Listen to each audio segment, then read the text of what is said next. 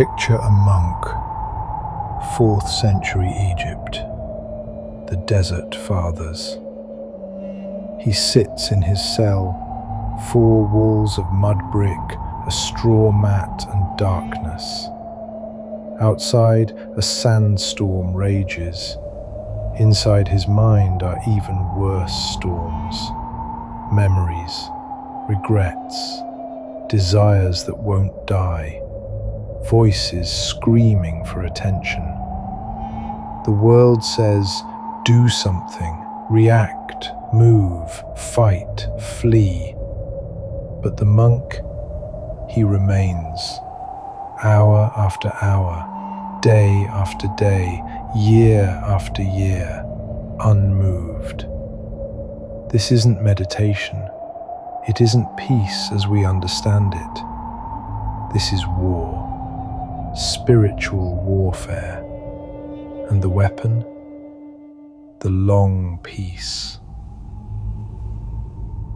We live in the age of reaction.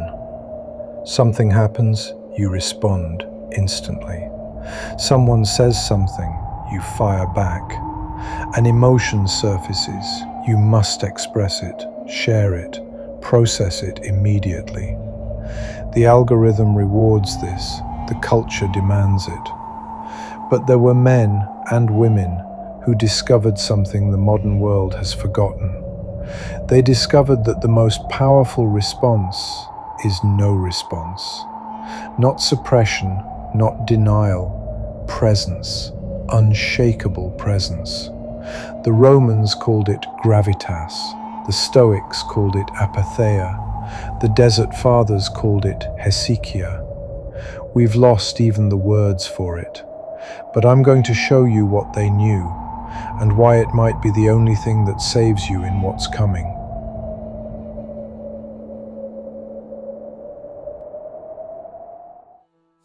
Welcome to the Way of Vox Sacrae. I'm your guide through the ancient ways that modern men have forgotten. This is episode 2. The long peace. Contemplative endurance. So let me tell you about that monk in the desert. His name was Evagrius Ponticus, 4th century, a brilliant mind. He could have been anything in Constantinople. Instead, he walked into the Egyptian desert with nothing. What he discovered there, sitting in that cell for decades, became the foundation of Christian contemplative practice for 1500 years. Evagrius called them Logismoi, the 8 thoughts, not sins, thoughts, patterns that assault the mind, gluttony, lust, avarice, sadness, anger, acedia, vainglory, pride. But here's what matters. He didn't fight these thoughts by reacting to them. He observed them, like watching clouds pass. The thought would arrive, violent, demanding, urgent, and he would remain, not suppress it, not indulge it, just witness it. Let it exhaust itself against his stillness. This is the long peace. Not the absence of storm, the refusal to become the storm.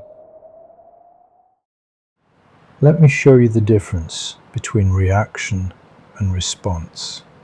Reaction is automatic, stimulus, immediate output. Someone cuts you off in traffic, you switch into instant rage. Someone criticizes you online, you switch to instant defense. Anxiety surfaces, you grab a distraction. Reaction is slavery. You are controlled by external circumstances. Response is chosen, conscious, deliberate. There is a space between what happens and what you do about it. Most people never find that space.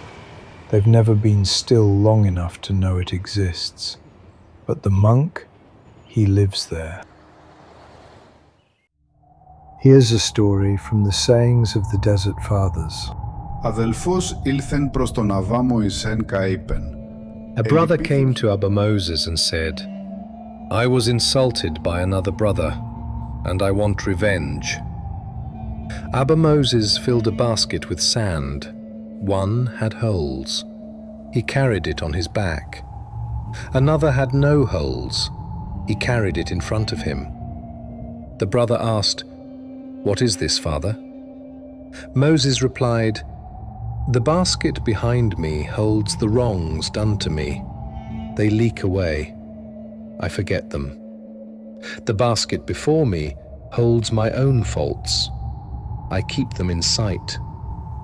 This way, I have no time to judge others. Καΐουτος ουκ έχω καιρόν κρίνειν τους άλλους.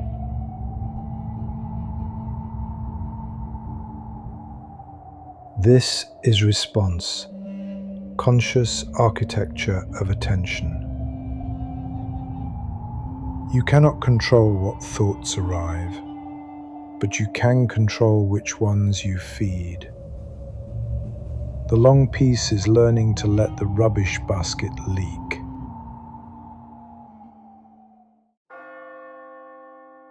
Now here's why the monastery existed. It wasn't a retreat, it was a training facility.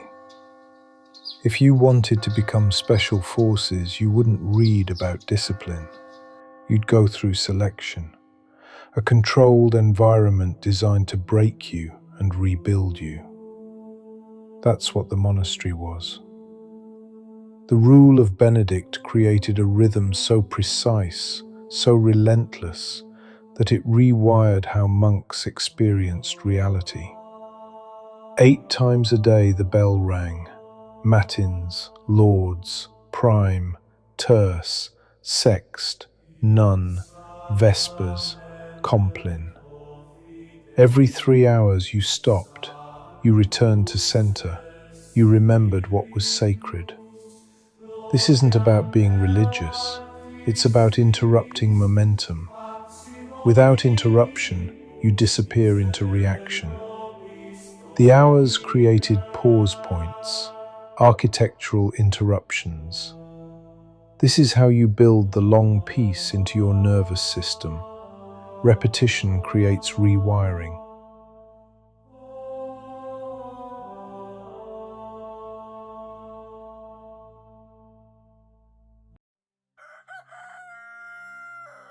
So what does this mean for you?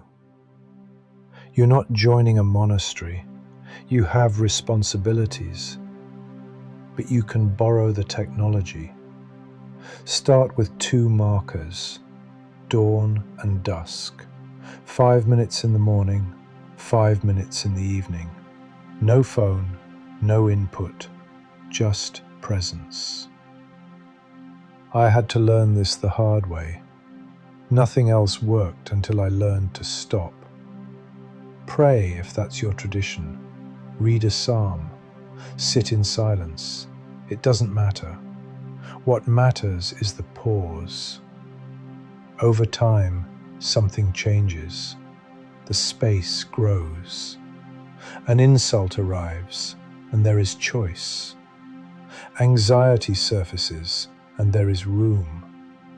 The storm remains, but you are no longer inside it. You are the monk in the cell, unmoved. This is the deepest strength available to you. Quiet, invisible, unshakable. The world will keep screaming. The algorithm will keep demanding reaction. But you, hopefully you will have found the long peace, and very little can touch you there. This is the Sacrae path, the way of inner architecture. Next week, Vox Sacrae versus Vox Mundi, choosing which voice you will follow. If this resonates, subscribe. Walk this path with us. The Abbey of Vox Sacrae awaits.